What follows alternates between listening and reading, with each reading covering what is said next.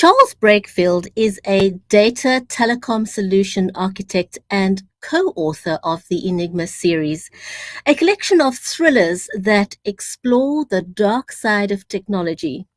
And his latest book, Enigma Forced, tackles human exploitation and the opioid epidemic. Don't go away. We'll be right back with the Writer's Corner live show. Imagine a world where the lines of reality blur with the fantastical. Embark on journeys from humble beginnings to the pinnacles of literary greatness. On the Writer's Corner, we delve into the lives of unique wordsmiths, known for their compelling storytelling. They are artisans who craft fantastical realms, etched in our memory long after the final page is turned. Every tale begins with a single word, a single idea. Authors create sensations that keep you on the edge of your seat. Witness how they transform setbacks into stepping stones, use refusals to spark growth and turn rejections into catalysts for new inspiration. Witness the diversity in writing as it gives birth to a vast array of genres, from drama to mystery to children's stories, fantasy and reality. Join us as we uncover sources of inspiration and the magic that defines the author's craft. Find out how authors breathe life into their characters and meticulously craft narratives and plots that captivate readers. Get a sneak peek into upcoming works, and join us as we celebrate literary greatness, only on the Writer's Corner. We don't just celebrate best-selling Amazon and New York Times authors, but also indie authors. Join us on the journey from the birth of a tale to the creation of a masterpiece, only on the Writer's Corner live show. Stay tuned. If you are just joining us, then a hearty warm welcome to the Writer's Corner live show. And if you're not following us on social media yet, please be sure to do so, because that way you'll get a notification when we go live. If you haven't met me yet, I'm Bridgetti Lim Banda from Cape Town in South Africa. And in today's show, we're going to be talking to Charles Breakfield. Our live stream is brought to you compliments of Creative Edge, StreamYard and BeLive Media. And a very, very special welcome to you, our audience, because without you, we wouldn't be having a show. But before we introduce our amazing guest today, Charles Breakfield, I want to first say hello to my friend and co-host, Mary Elizabeth Jackson. She's a passionate author herself. She's a certified special needs and disability advocate, and she's committed to amplifying underrepresented voices. She's also a speaker, educator, songwriter, and a ghostwriter, and she lives out in Nashville in the USA. Mary, how are you today? I am wonderful. And excited to be here today. I love your red. It looks fabulous. And I didn't get the memo to wear red, so I'll have to do that. We'll have to coordinate, right? So we're red, the background's red, but yeah. No, you look beautiful, and I'm excited about our author today. This is a new author for us. We've never had him on the show, and it's always a joy to have someone new that we get to have an adventure with for this time on our show. Absolutely. And I think Charles told us earlier when we were chatting that his co-writer may pop in if she is able to join us. Yes. So that will be a very, very pleasant surprise. But for now, Charles Breakfield is a data telecom solution architect specializing in digital security, blockchain solutions, and unified communications. Now, he is the co-author of the Enigma series, and he combines his technical expertise with a passion for storytelling. His multicultural upbringing, influenced by his father's military career, enriches his writing with diverse character perspectives. But who better to tell us his story than himself? Other than me wanting to say that with his co-author, Roxanne Berkey, who we hope will join us later, together they create thrilling stories that illuminate today's technology risks. So let's give him a hearty welcome to the show, shall we? Yes.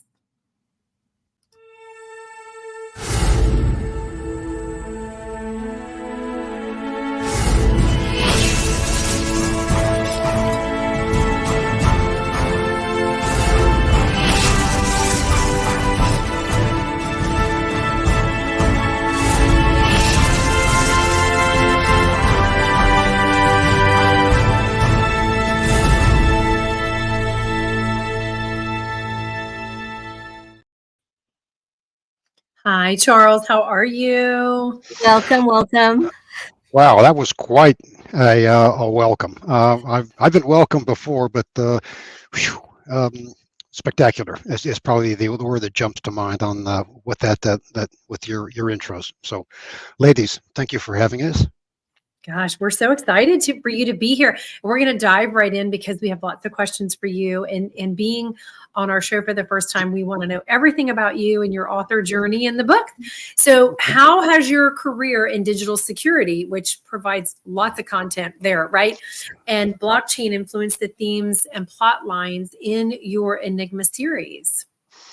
Well, we've studied technology for a couple of decades, and there's always something interesting about it that we like to take it and see, okay, what would the bad guys do with it?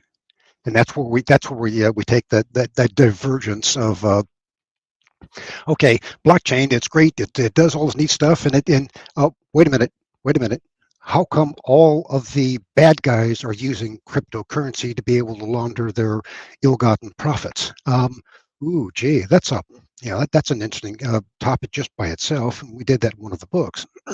Artificial intelligence um, looks so good on the surface, and yet it has a dark side to it that we like to explore. So, um, being able to use the technology and seeing how it can be distorted and leveraged incorrectly, those are the things that we're interested in exploring and alerting people to, and saying, "Hey, this sounds great, but would you thought about this? Have you thought about that?"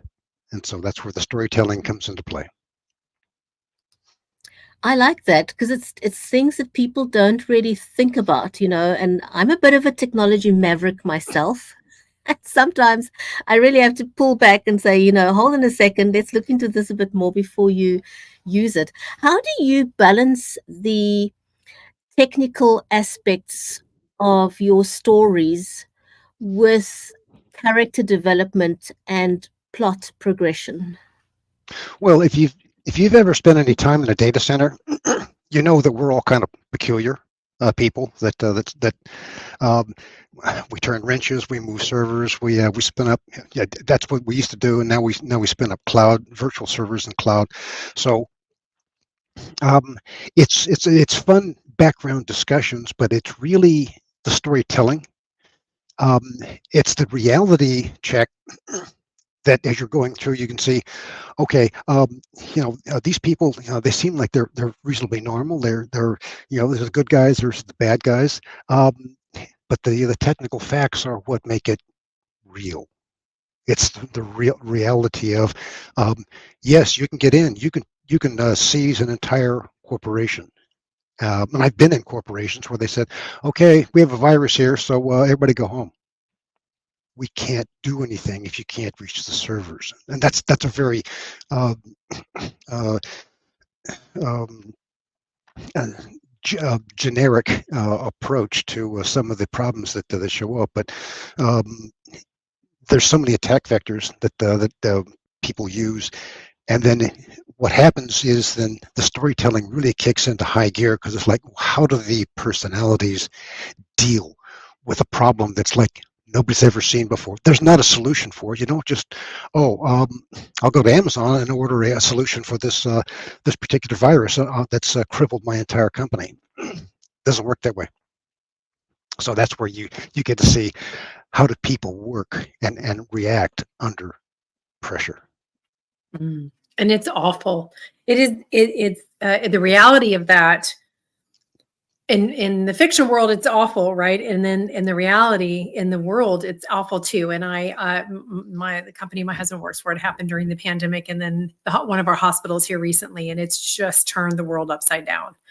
And Yeah. there's just it takes forever and ever and ever to recover. So it is an awful thing to go through.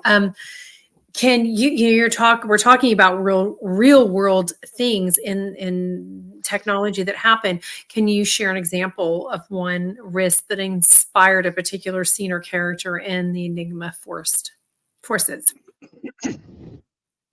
The one that I'm kind of fond of is the cyber, we call them freebooters, people that are selling a solution that's not quite ethical, but it does solve a problem, and they Mhm. take it to Venezuela. And they take their cryptocurrency to Venezuela and basically offer them the opportunity to be able to apply it and to help their crippled economy. Now, that's exactly what happened in, I guess it was, we were at 2016, 2017.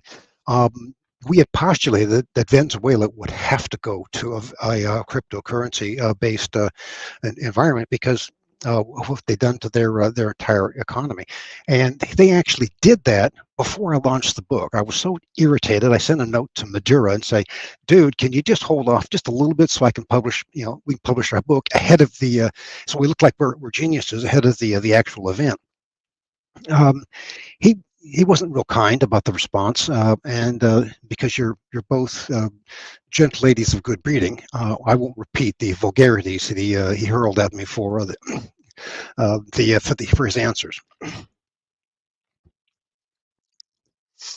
Wow, that's amazing, and thanks for sharing that example.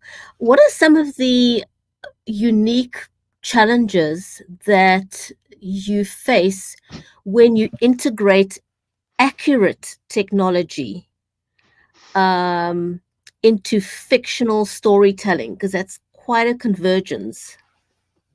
Well, it does give you a lot of research that we have to pull in because we want to have it technically correct. But it's not about the technology. It's how how it affects people, how it affects our civilization, and that's really the storytelling portion of it. And too often you'll see the fictional stuff that's like, okay, we're gonna do the time warp to go back in time, or we're gonna get in a spaceship and we'll travel 10 times the speed of light to be able to jet around the galaxy. We don't have that kind of technology currently, but um, things that we do have that have been leveraged to our disadvantage, those are the kind of stories that we like to be able to bring to the audience to say, hey, look, have you, this is what could happen if these factors go unchecked, and that's where the storytelling gets its chilling effect, if you will, because it's all too clear that this could happen. We could be that kind of victim. We could have um, one of the horrible scenarios that the military has indicated that their supply chain, that you go into battle, you're expecting to have ammunition, food, warm clothing, that kind of stuff sent to you at a certain place at a certain time, and if all of that is disrupted, that basically ruins the the attack vector that was planned, the ability to be able to do it, and it's such an easy thing to be able to accomplish, um, not even having to fire a weapon, just ruin the delivery of all the goods that you need to be able to run a war. And now you see that what we like to call the technology is today's weapon of choice. That's a tagline that we use on most of our books. Mm. Yeah, that's a easy way to, I don't want to say easy way, but it is definitely a way to cripple things. And you kind of talked about your storytelling here. We'd love to know what drives your passion for storytelling, and along with what you hope your story, how you hope it impacts your readers.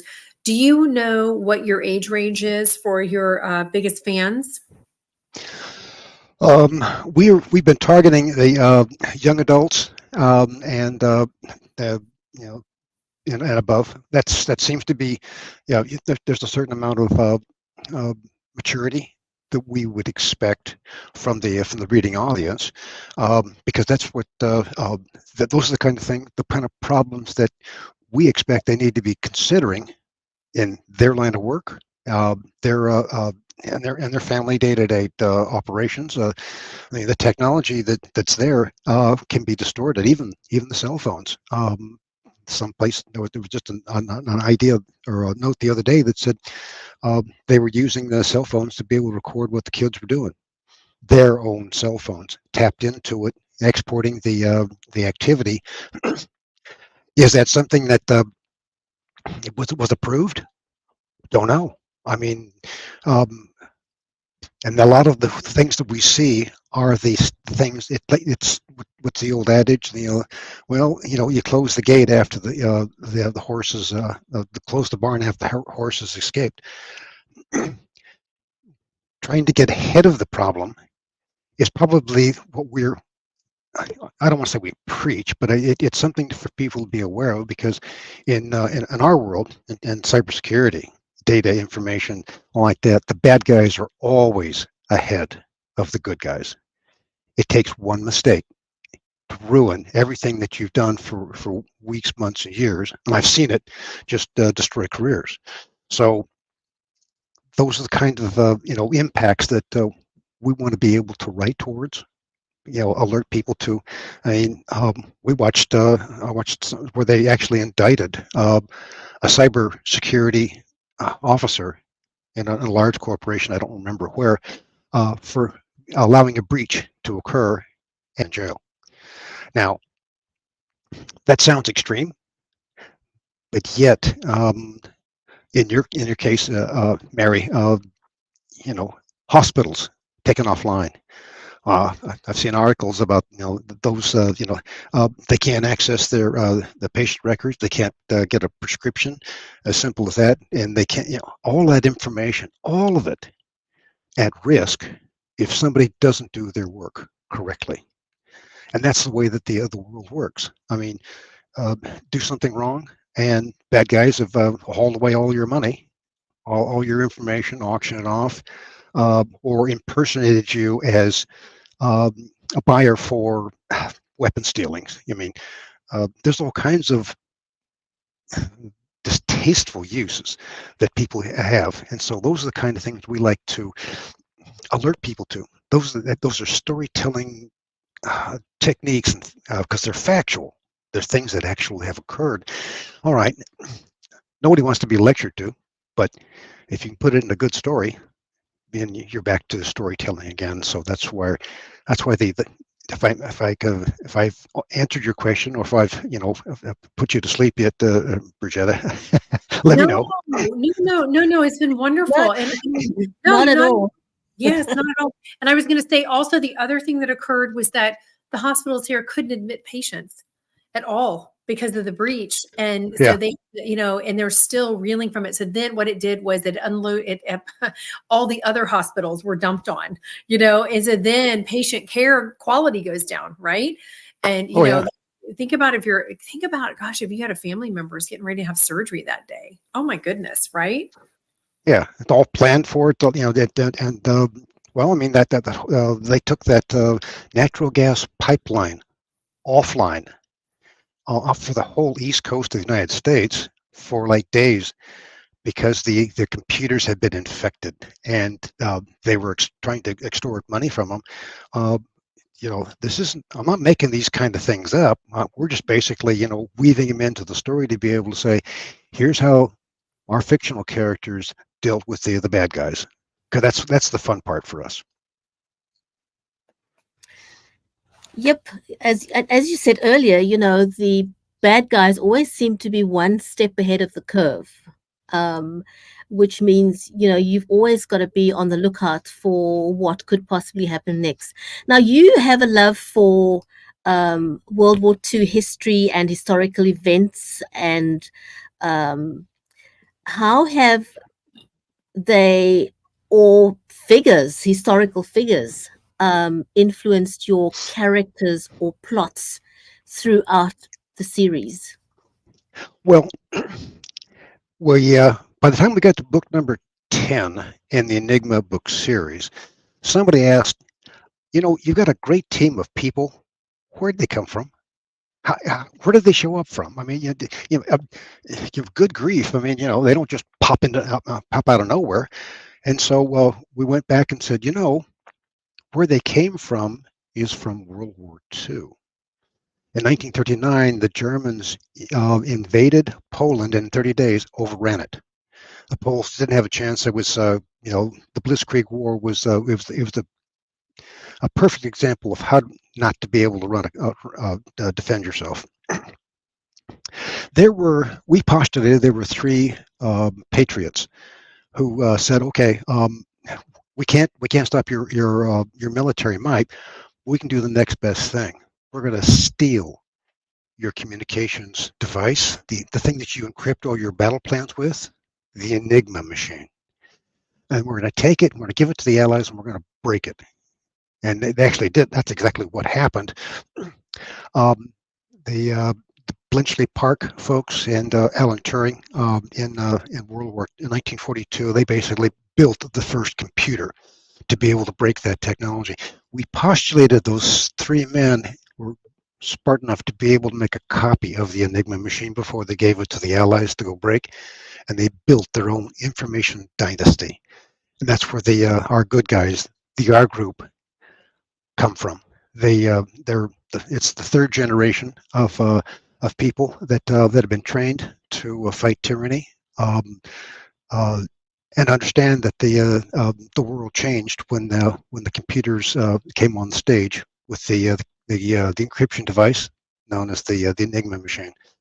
Almost every communications technology that you have employs a derivative of that technology for voice encryption, security. All of that is baked into it. So your cell phones, your smartphones, all owe their lineage to where our cyber good guys started, and they took the attitude of we're going to fight tyranny in every place, and not just the Germans, but in the cyberspace, what we call the bad actors from the dark net. Very interesting. Yes, very interesting and so complicated. Oh my gosh, there's so much to it, and you just can't ever. We'll be lucky. Everyone who's working in security of our world and country will be lucky if they just don't all end up very paranoid, right? At every turn in their life. What's even more alarming is the fact that a lot of them burn out. It's an ongoing struggle, to keep security people from just walking out the door and saying, "I've had it. I can't do this any longer. You're driving me nuts." Yeah, the stress levels, though. Very exhausting. That's awful. Yeah. So you have a writing partner, which is fun. I have a writing partner too, so it is kind of an interesting journey. How do you? And we're sorry, Roxanne hasn't popped on yet, but we know she's busy. How do you guys balance each other's strengths with co-writing? And, what do you feel like that are the collaborating, the benefits of collaborative writing? I mean, I know what I think, but I'm interested to see what you guys think. Well, we joke from time to time that I'll come up with something that a female character would have said in my mind, and she'll look at me like, "You got to be kidding me. No female on the planet would say that, Charles." So, and conversely, I get the chance to be able to preach what a male would say in a certain circumstances. We need to put in more masculine sounding words like dozer, pipe wrench, 2-ton semi, that kind of thing. And so that there's that give and take that works for us. We've written together for since the beginning of this century, for 2 decades. We were doing technical manuals, then we were doing presentations to be able to teach, and then one day she shows up and says, this tech manual stuff is kind of yawn. Yeah, I need something else. And I said, I agree, I'm tired of it too. She goes, let's go with fiction. I said, huh? And that's where our first book came from. And I wasn't quite sold on it until she said, and the closing argument for me was that and we can kill people, not go to jail. Okay, and that was the Boy, I am so there for you. You know, we got even with so many people that have ticked us off over our careers in our books. So it's very gratifying activity to be able to do that. But the other thing too is that to your question, it's real easy to say, okay, you do one, I'll do one, and we have a nice day. We don't do that. We do we have a patent pending technique we call literary ping pong, that we bat the chapters back and forth. The characters get polished. At the end of the day, it can't read like Charles did this one, Rox did that one, and that's maddening for a reader. And so by the time we finish polishing it, even our editor goes, "Who wrote this one? This is." I said, "We won't tell, you know, because it's that story crafting technique that it just takes years to be able to perfect, and we're quite proud of the results that we've turned out." I think it's quite an achievement, you know, being able to work together the way that you do, like, you know, Mary does with her writing partner. And it's something that you develop over years, and it just gets better and better because you so in sync with each other, you know, that forgot what the word is now. But, you know, the alignment, for want of a better word, that you create with each other and with your stories is not something that you can replace overnight because, you know, you've got that synchronicity that you developed. Now, your stories just explore the darker side of technology. What do you hope readers will take away from your stories? Awareness. You know, it's just too easy to just pick up your phone. I've been at conventions where some gal left her phone off at her table, didn't even think about it until we heard her screaming 20 minutes later. We picked up that phone. It didn't have a password on it. Good heavens! Here's a $700 phone in the hands of an 18-year-old, and they didn't have a password on it. So we got to take selfies of ourselves, and you know, and then we got to chide her when she got back. But carry that to the next level. What about the attacks being leveled against the infrastructure, the attacks against the financial infrastructure of your country, you know, disabling or the even more hideous is the you know, tampering with the GPS features in the aircraft they're flying around areas of conflict, and they do that as part of their defensive systems. Whoa, wait a minute, you know, I didn't know they could do that. Those are the kind of things we want people to say, huh, I hadn't thought of that. That's very satisfying for me, because you know, having that teaching and instruction streak that I have in me that I can't quite get rid of, but being able to alert people to something that may help save them some grief. Charles, I think you've definitely created some awareness this evening. So thank you so much. We really appreciate your sharing, and it's a pity that Roxanne couldn't join us, but hopefully that'll happen next time. To our readers, thanks, you know, anyone watching out there, thanks very much for joining us. And Charles, we do hope that both you and Roxanne can join us next time on another episode of the Writers' Corner live show. So thanks, everyone. We'll see you back next week on another episode of the Writers' Corner live show. So from us, it's goodbye. Thank you, ladies. Now. Thank you. Bye. Thank you for joining us on the Writers' Corner live show. 30 minutes of insightful author conversations with some of the biggest names in the industry, including award-winning authors and international indie sensations. Join us on the next episode of the Writers' Corner live show.